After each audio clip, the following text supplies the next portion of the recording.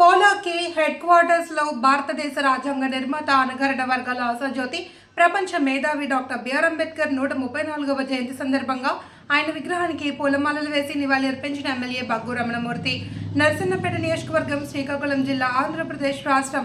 Polaki head quarters లో భారతదేశ రాజ్యాంగ నిర్మాత అనగారిన వర్గాల ఆశాజ్యోతి ప్రపంచ మేధావి డాక్టర్ బిఆర్ అంబేద్కర్ 134వ జయంతి సందర్భంగా ఆయన విగ్రహానికి పూలమాలలు వేసి నివాళి అర్పించిన ఎమ్మెల్యే బగ్గు రమణమూర్తి ప్రసంగించారు. కార్యక్రమంలో మాజీ కేంద్ర సహకార బ్యాంక్ చైర్మన్ డోలా జగన్, మండల పార్టీ అధ్యక్షులు మిరియాలపల్లి వెంకటప్పలనాయుడు, మాజీ market committee chairman Bhairi Bhaskar Rao మరియు ముఖ్య నాయకులు, కార్యకర్తలు, ఇతర ప్రజాప్రతినిధులు, అధికారులు తదితరులు పాల్గొన్నారు. ఇచ్చే వ్యక్తి బడుగు బలహీన వర్గాల వారికి భారతదేశంలో సమన్యాయం, ఆర్థికంగా, రాజకీయంగా, సామాజికంగా గౌరవం గుర్తింపు వచ్చిందంటే అది అంబేద్కర్ రాసే రాజ్యాంగం ద్వారా. ఈవేళ ఏ ఒక్కరము అంబేద్కర్ని మరవడానికి వీల్లేదు. ఈ దేశం ఉన్నన్నారు, సూర్యచంద్రులు ఉన్నన్నారు, అంబేద్కర్ మనకి ఒక దిక్చూసి అతని రాజ్యాంగం, ఒక బైబుల్, ఒక ఖురాన్, ఒక భగవద్గీత. అంటే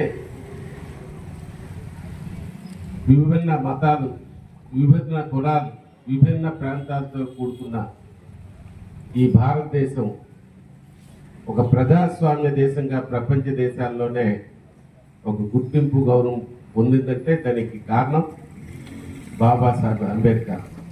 అటువంటి మహానీయుడిని మనం మరవడానికి లేదు. అతను అడుగుజాడల్లో మనం నడిచి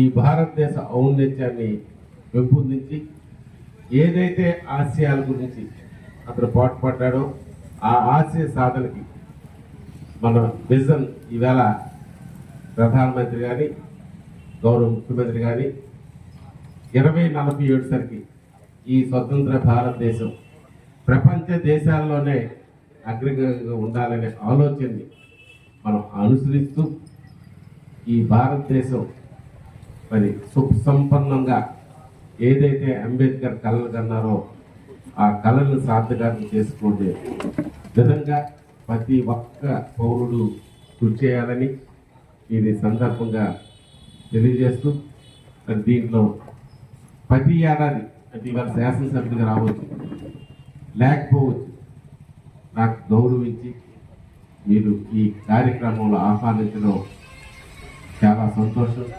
మరొకసారి నిర్వాహకుకి నా యొక్క కృతజ్ఞతలు తెలియజేస్తూ, నాకు వేరే కార్యక్రమాలు నర్సంపేటలో ఉన్నాయి. అలాగే ఈవేళ అంబేద్కర్ కాల్స్య విగ్రహం కలిపి ప్రతిష్ట శ్రీకాకుళం జరుగుతుంది కాబట్టి ఆ కార్యక్రమం కలిపి వెళ్ళాలి. కాబట్టి మీరు సెలవు ఇప్పిస్తే నేను బయలుదేరుతాను.